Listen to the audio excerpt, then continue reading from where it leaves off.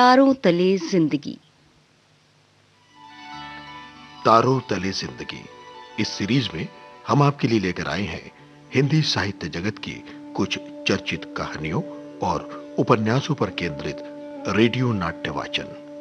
आइए सुनते हैं मुंशी प्रेमचंद की कहानियों का रेडियो नाट्य वाचन। वाचन स्वर और प्रस्तुति काजल सूरी की है। कहानी मिस पद्मा। कानून में अच्छी सफलता हासिल कर लेने के बाद मिस पद्मा को एक नया अनुभव हुआ। वो था जीवन का सूनापन। लेकिन उसने विवाह न करने का निश्चय कर लिया था। एमए की डिग्री ली, फिर कानून पास किया और प्रैक्टिस शुरू कर दी। मिस पद्मा बहुत खूबसूरत थी और प्रतिभाशाली थी। देखते ही देखते वो अपने साथी नौजवान मर्द वकीलों को पीछे छोड़कर आगे निकल गई। पद्मा के दोस्तों में एक मिस्टर प्रसाद थे, बहुत ही विद्वान और कॉलेज में प्रोफेसर थे। पद्मा उसे बहुत पसंद करती थी। संध्या हो चली थी। पद्मा सैर करने जा रही थी कि प्रसाद आ गए। सैर करना मुलतवी हो गया। बातचीत में सैर से कहीं ज्यादा आनंद था और पद्मा आज प्रसाद से कुछ दिल की बात कहने वाली थी। कई दिन के सोच विचार के बाद उसने कह डालने का निश्चय किया। उसने प्रसाद को कहा, "अ, तुम यही मेरे बंगले में आकर क्यों नहीं रहते?" प्रसाद ने कहा, नतीजा ये होगा कि 2-4 महीने में ये मुलाकात भी बंद हो जाएगी। पद्मा, मेरी समझ में नहीं आया कि तुम क्या कहना चाहते हो? प्रसाद, देखो पद्मा, मैं अपनी आज़ादी नहीं खोना चाहूंगा और तुम भी अपनी आज़ादी नहीं खोना चाहोगी। तुम्हारे पास तुम्हारे पुरुष मित्र आएंगे तो मुझे जलन होगी और मेरे पास मेरी महिला मित्र आएंगी तो तुम्हें जलन होगी। मन मुटाव होगा और तुम मुझे घर से बाहर निकाल दोगी। दोनों कुछ देर तक मौन रहे। आखिर प्रसाद को ही नुक्ता सूझा। बोला, जब तक हम दोनों ये प्रतिज्ञा ना कर लें कि आज से मैं तुम्हारा हूं और तुम मेरी हो, तब तक एक साथ निर्वाह नहीं हो सकता। पद्मा, तुम ये प्रतिज्ञा करोगे? प्रसाद, पहले तुम बतलाओ। पद्मा, मैं करूंगी। प्रसाद, तो मैं भी करूंगा। पद्मा, मगर इस एक बात के सिवा मैं और सभी बातों में आजाद रहूंगी। प्रसाद, और मैं भी इस बात के सिवा हर बात में आजाद रहूंगा। मंजूर? पद्मा, मंजूर। पद्मा, तो कब से? प्रसाद, जब से तुम कहो। पद्मा, मैं तो कहती हूँ कल से ही। प्रसाद, लेकिन ये समझ लो कि मैं मेहमान बनकर तुम्हारे घर में नहीं रहूंगा, मैं तो घर का मालिक बनकर रहूंगा। पद्मा, तुम घर के मालिक ही नहीं, मेरे मालिक बनकर भी रहोगे। प्रोफेसर प्रसाद और मिस पद्मा दोनों साथ रहते हैं। दोनों बहुत खुश हैं। पद्मा की आमदनी प्रसाद से बहुत ज्यादा है और पद्मा बड़ी खुशी से प्रसाद की सारी फजूल खर्चियां बर्दाश्त करती है। इसी तरह 2 साल गुजर गए। प्रसाद ने रात को देर से आना शुरू किया। पद्मा को अपने साथ न ले जाता। उससे बहाना करता कि मेरे सर में दर्द है, और जब पद्मा घूमने जाती तो अपनी कार निकाल लेता और चला जाता।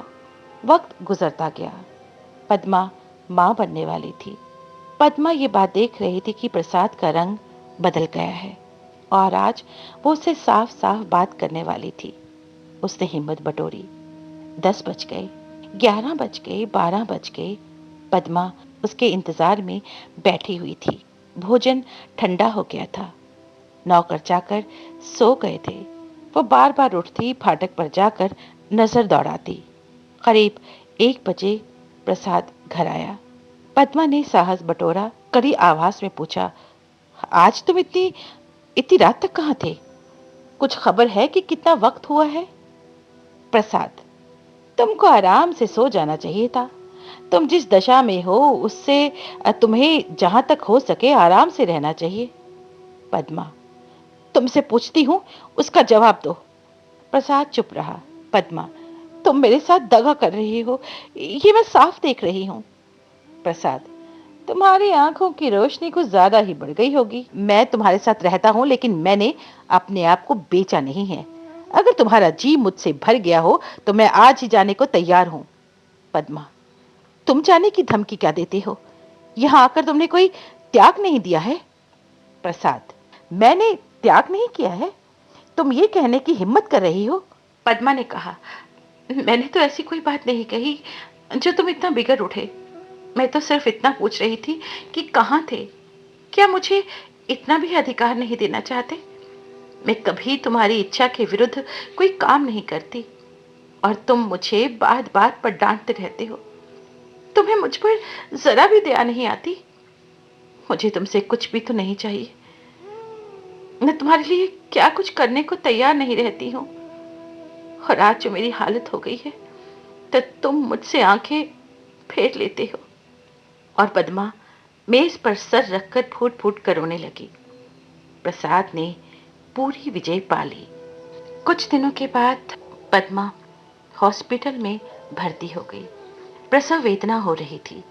प्रसाद का कहीं पता नहीं था।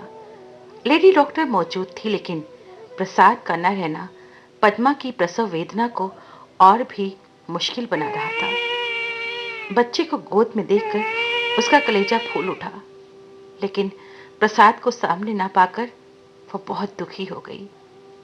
5 दिन हॉस्पिटल में रहने के बाद जब पद्मा घर पहुंची तो मां बनकर वो अपने आप में एक अद्भुत शक्ति का अनुभव कर रही थी।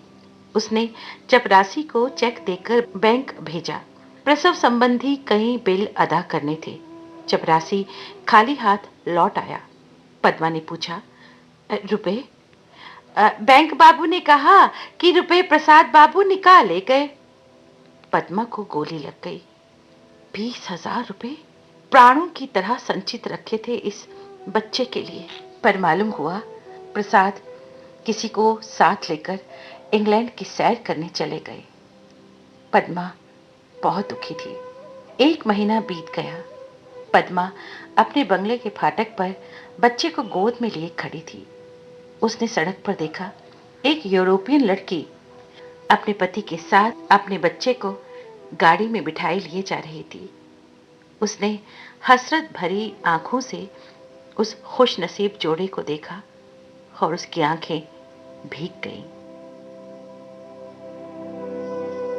कहानी मिस पद्मा। तारों तले जिंदगी इस सीरीज में अभी आप सुन रहे थे मुंशी प्रेमचंद की कहानियों पर आधारित रेडियो नाट्य वाचन स्वर और प्रस्तुति काजल सूरी की थी।